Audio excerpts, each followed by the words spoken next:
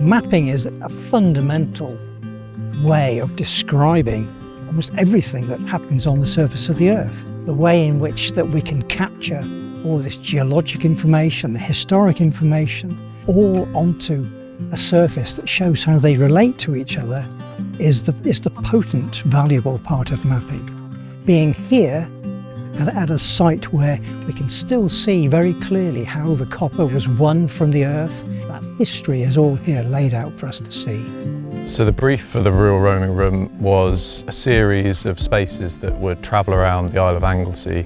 We were picking up on some of the kind of ancient scheduled monuments, the standing stones that exist across the island. It gives you that kind of sense of people have been here doing something important, and it's something you might want to gather in, gather around. Some people stare as they walk past, some people go up and want to stroke it. I've seen people smelling it.